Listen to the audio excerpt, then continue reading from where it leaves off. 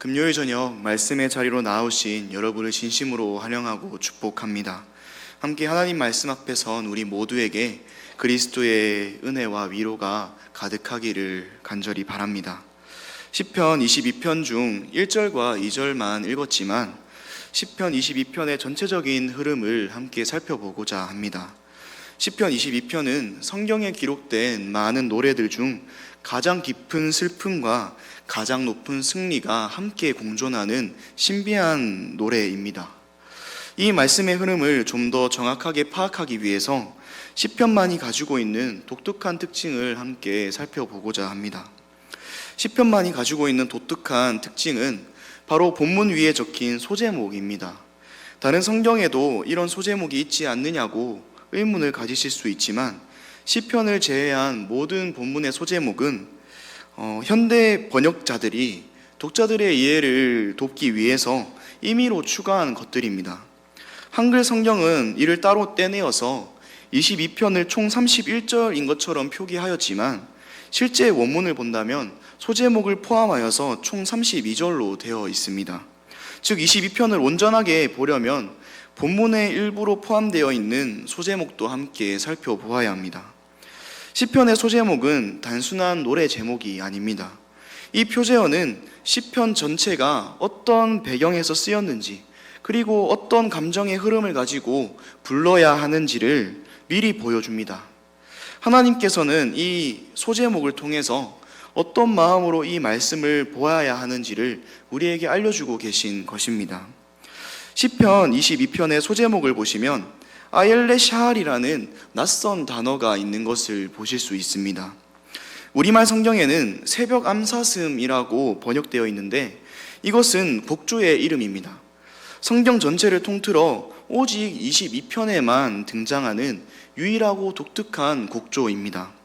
한번 상상을 해보았으면 좋겠습니다. 칠흑 같은 어둠이 가장 짙게 깔린 새벽에 동이 트기 직전 차가운 공기 속에서 사냥꾼들에게 쫓기는 암사슴 한 마리가 있습니다. 거친 숨을 몰아쉬며 피를 흘리는 그 사슴의 처절함과 애절함. 이스라엘 백성들은 아옐레 샤알이라는 곡조를 듣는 순간 사냥꾼에게 쫓기던 암사슴 한 마리의 절박함을 떠올렸을 것입니다. 그런데 더 중요한 것은 그 앞에 붙인 인도자를 따라 부르는 노래라는 말입니다. 이것은 다윗이 골방에서 혼자 울며 쓴 일기나 노래가 아님을 보여줍니다. 다윗은 새벽 암사슴과 같은 자신의 고통을 공동체의 예배 한가운데로 가져와서 함께 찬양하고 있는 것입니다. 지휘자의 손끝에 맞춰 온 회중이 이 슬픈 노래를 함께 불렀던 것입니다. 왜 그렇게 했을까요? 고난은 우리에게 있어 숨겨야 할 부끄러움이나 또 혼자 간직해야 할 것이 아니라 함께 하나님 앞에 쏟아내고 함께 이 고난 끝에 오게 될 승리를 확인할 예배의 재료이기 때문입니다. 오늘 우리 또한 각자의 고난과 아픔을 안고 이 자리에 모였을 것입니다. 각자에게 새벽 암사슴과 같은 절박함이 있을 것입니다.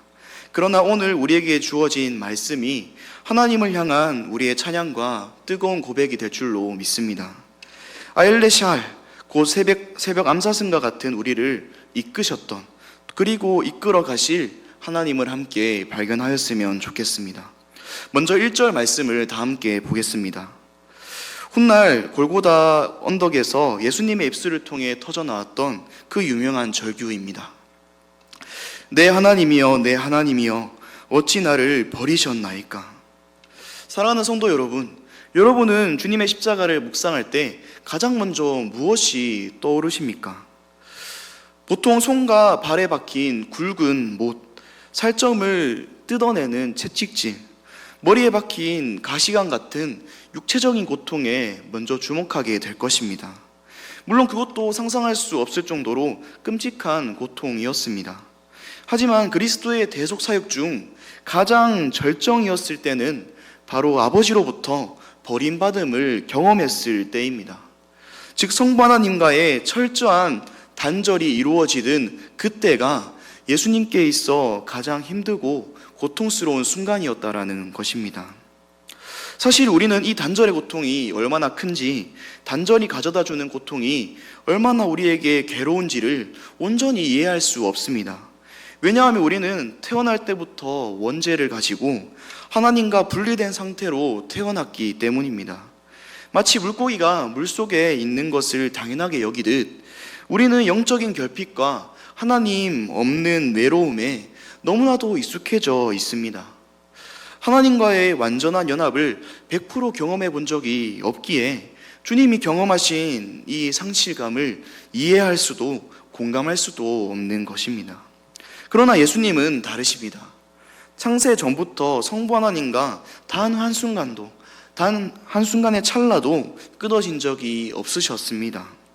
성부 하나님과 늘 연합해 계셨던 분이 우리 예수님이십니다. 아버지와 하나였던 그분에게 하나님으로부터의 단절은 단순한 외로움이 아니라 하나가 둘로 찢겨지는 고통이자 괴로움이었을 것입니다. 그렇다면 도대체 왜 삼위일체 하나님께서는 스스로 이 끔찍한 유기를 버림받음을 선택하셨을까요? 이유는 단 한 가지입니다. 죄인인 우리가 받아야 할 영원한 버림받음을 대신 감당해 주시기 위해서입니다. 우리가 지옥에서 겪어야 할 영원한 단절을 주님이 십자가 위에서 압축적으로 다 겪으신 것입니다. 영원히 아버지와 연합의 기쁨을 즐기셨던 분이 자신의 그 기쁨을 끊어내 버리시고 영원히 끊어져 있어야 했던 우리를 다시 하나님의 품으로 연결해 준 것이 주님의 그 십자가 사건입니다. 그런데 여러분, 1절에서 우리는 놀라운 아이러니를 하나 발견할 수 있습니다. 1절 말씀을 보시면 우리 주님께서 어찌하여 나를 버리셨나이까 라고 절규하시면서도 그 앞에 뭐라고 말씀하십니까? 나의 하나님, 나의 하나님이라고 자신의 아버지 하나님을 부르십니다. 우리 아버지 하나님을 부르시는 것입니다. 눈앞의 현실은 하늘문이 닫힌 철저한 유기였습니다. 하나님이 침묵하시는 상황이 지금 예수님이 겪고 계시는 상황이었습니다. 그러나 예수님의 영혼 깊은 곳에서는 여전히 나의 아버지라는 관계의 끈을 놓지 않고 계십니다. 상황은 절망이지만 믿음으로 아버지께서 하시는 그 언약을 붙들고 계셨던 것입니다. 눈앞의 현실이 암담해 보일지라도 아버지를 향한 신뢰와 믿음을 거두지 않고 끝까지 믿음의 싸움을 이어가셨던 것입니다. 이 믿음이 있었기에 십자가는 패배로 끝나지 않았습니다. 그리고 주님은 이 영적인 싸움을 통과하시며 육체의 가장 낮은 자리에서 또 다른 역할을 감당하시기 위해 더 낮은 자리로 내려가십니다. 바로 사람보다 더 비천한 벌레가 되셨습니다. 하나님께서 버림받은 영적인 고통 속에 있는 주님은 이 사람들 앞에서도 철저히 무시당하는 육체적, 사회적 죽음을 맞이하십니다. 6절 말씀을 보시면 주님은 자신의 처지를 이렇게 고백하십니다. 나는 벌레요 사람이 아니라 사람의 비방거리요 백성의 조롱거리니이다. 만왕의 왕이신 주님이 스스로를 벌레라고 하십니다. 이 표현이 뜬금없어 보일 수 있지만 이것은 주님이 당시 십자가 위에서 얼마나 처참하게 짓밟히셨는지를 보여주는 가장 정확한 묘사입니다. 그러나 여기에 놀라운 복음의 비밀이 숨겨져 있습니다. 여기서 벌레로 번역된 히브리어 톨라하트는 땅에 기어다니는 일반적인 지렁이나 벌레 구더기 이런 것들이 아닙니다. 이 단어는 연지벌레라는 뜻을 가지고 있습니다. 고대 근동 사람들은 왕들이 입는 붉은색 옷감을 만들 때 바로 이 벌레를 사용했습니다. 이 벌레는 나무에 몸을 딱 붙이고 자기 몸을 터뜨려서 붉은 염료를 쏟아내고 죽습니다. 그 붉은 피가 희고 깨끗한 천을 적시면 그 천은 왕의 권위를 상징하는 화려한 붉은색 옷감이 되었던 것입니다. 세상은 예수님을 징그러운 벌레처럼 여기고 짓밟고 조롱했습니다. 그러나 동시에 주님은 연지벌레처럼 십자가 나무에 달려 자신의 온몸을 터뜨리셨습니다. 그리고 그 붉은 보혈로 죄로 얼룩진 우리를 덮어 하나님 자녀가 입는 거룩한 의의 옷을 입혀주셨습니다. 가장 낮은 벌레의 모습으로 내려오셔서 우리를 가장 왕같은 제사장으로 만드신 것입니다.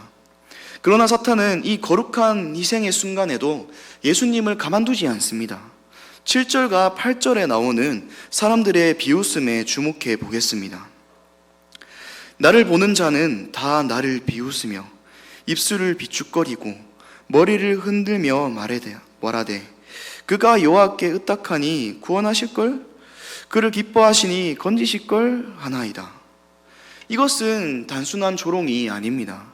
이것은 예수님이 가장 소중하게 붙드시고 가장 꽉 잡고 계셨던 아버지와의 관계를 공격했던 것입니다.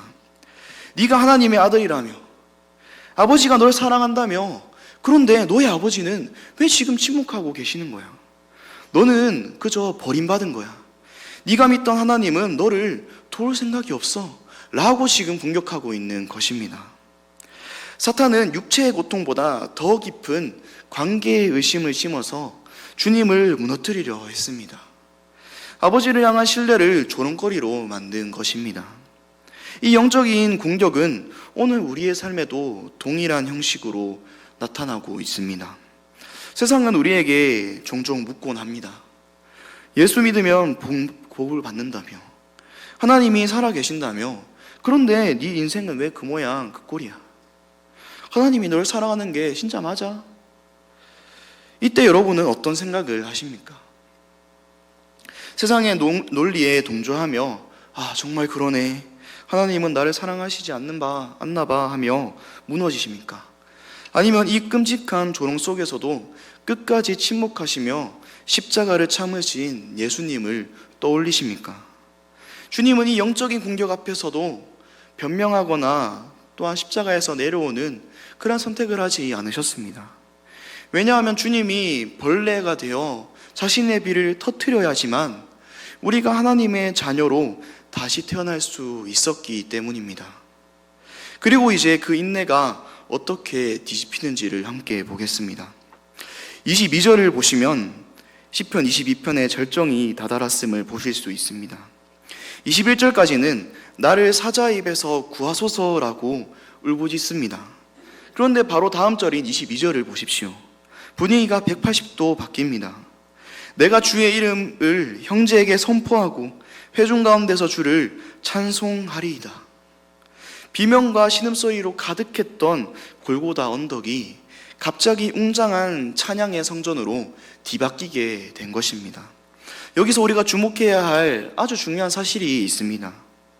찬양이 폭발적으로 터져나오는 이 순간 주께서 경험하신 이 상황이 단 하나도 변하지 않았다는 것입니다. 예수님의 손과 발에는 여전히 못이 박혀 있었습니다. 십자가의 고통은 여전히 현재 진행형입니다. 사탄의 공격도 멈추지 않고 계속해서 들어와 마음을 힘들게 합니다. 그런데 지금 이 상황에 무엇이 바뀌었을까요? 바뀐 것은 예수님께서 처하신 상황이 아니라 고난 중에도 나를 붙드시는 그 하나님을 바라봤던 우리 주님의 시선입니다. 이것이 성도가 누려야 할 진짜 역전입니다. 우리는 상황이 해결되어야 찬양할 수 있다라고 생각합니다. 병이 나아야, 내 지갑에 돈이 좀 더 들어와야, 내가 원하는 것을 얻어야 하나님을 찬양할 수 있다라고 생각합니다. 하지만 십자가의 역전은 다릅니다. 고난은 여전하지만 그 고난보다 크신 하나님이 나를 붙들고 계심을 깨달아야 합니다. 내 입술의 탄식이 찬송으로 바뀔 때 진정한 승리가 우리에게 주어지게 되는 것입니다. 그리고 마침내 31절, 이 시편의 마지막 단어를 함께 주목해 보겠습니다. 우리 성경에는 주께서 이를 행하셨다 할 것이로다 라고 되어 있습니다. 히브리어로는 아사라는 단어를 사용하고 있는데요, 이 단어는 행하였다, 만들었다, 완성했다, 성취했다 라는 뜻을 가지고 있습니다. 결국에 이 시편 2편에서 쭉 이어져 왔던 주님의 고통과 괴로움이 성취되었음을 선언해 주고 있는 것입니다. 주께서 다 하셨다, 주께서 우리의 구원을 성취해 주셨다라고 고백하고 있는 것입니다. 이 마지막 단어는 요한복음 19장 30절과 공명합니다. 예수님께서 십자가에서 숨을 거두시며 외치신 마지막 선언입니다. 예수께서 신 포도주를 받으신 후에 이르시되 다 이루었다 하시고 머리를 숙이니 영원히 떠나가시니라. 사람들의 눈에 십자가는 가장 비참한 패배였고 가장 무력한 죽음 같아 보였습니다. 하나님께 버림받고 사람에게 조롱당하신 실패자의 모습과 크게 달라 보이지 않았습니다. 그러나 실상은 창세 전부터 계획하신 하나님의 구속사역이 완벽하게 성취되는 승리의 현장이었습니다. 주님은 버림받음 속에서 결국 망하게 된 것이 아니라 그 버림받음을 통해 구원의 일을 다 행하셨던 것입니다. 주께서 행하신 구원의 일은 오늘을 살아가는 우리에게 특별한 의미를 가져다 줍니다. 첫째는 주님이 철저히 버림받으셨기에 우리는 영원히 하나님께 받들여진 자녀가 되었습니다. 둘째는 주님이 구원을 다 이루셨기에 우리는 구원을 위해 무언가 더할 필요가 없습니다. 우리는 주님이 이루신 승리의 터 위에 서 있는 사람들입니다. 우리의 신앙생활은 구원을 얻기 위해 어떠한 몸부림을 하지 않아도 됩니다. 이미 이루신 구원에 감사하며 그 승리를 누리는 삶이 우리가 살아가는 삶입니다.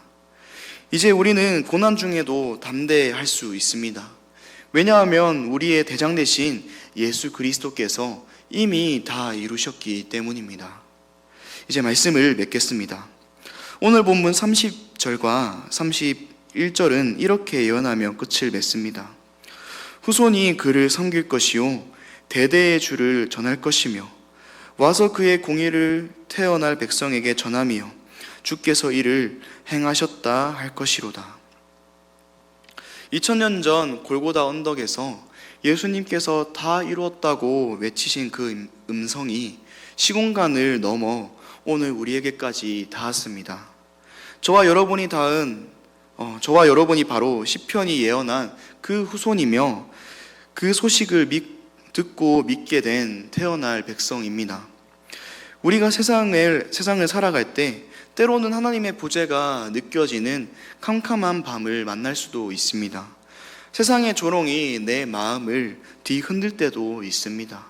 내 힘으로 아무것도 할 수 없는 무력감을 느낄 때가 분명히 있을 것입니다. 그때 우리는 무엇을 해야 할까요? 답은 오직 하나입니다. 우리의 유일한 해답이자 모범이신 예수 그리스도를 기억해야 합니다. 하나님이 안 계신 것 같을 때 나 대신 철저히 버림받으신 주님을 기억합시다. 주님이 그 단절을 다 감당하셨기에 여러분은 결코 버림받지 않습니다. 둘째는 세상이 나를 조롱할 때 나를 존귀케 하기 위해 스스로 벌레가 되신 주님을 바라보아야 합니다. 그분의 피가 여러분을 왕같은 제사장으로 만드셨습니다. 셋째로 내 힘으로 안 될 때 이미 십자가에서 모든 구원을 완성하신 주님을 의지합시다. 우리는 실패할지라도 우리 주님은 이미 승리하셨습니다. 처음 서론에서 말씀드렸듯이 시편 22편은 다윗 혼자 부른 노래가 아니었습니다. 인도자를 따라 부르는 공동체의 찬양이었습니다. 그리스도의 대속 사역은 나 혼자만의 위로로 끝나지 않습니다. 이것은 구원받은 우리 모두가 함께 기억하고 함께 고백하며 함께 찬양해야 할 하나님의 위대한 역사입니다. 우리가 평생 해야 할 일은 명확합니다. 내 시선을 문제와 상황에 두지 않고 끊임없이 우리를 위해 행하신 하나님을 바라보는 것입니다. 그분이 행하신 일을 영원토록 함께 찬양하는 것이 구원받은 성도가 누릴 특별한 삶이자 특권입니다. 주께서 나를 위해 행하셨습니다. 주께서 나를 위해 다 이루셨습니다. 이 위대한 고백이 저와 여러분의 평생의 찬양이 되기를 주님의 이름으로 간절히 바랍니다.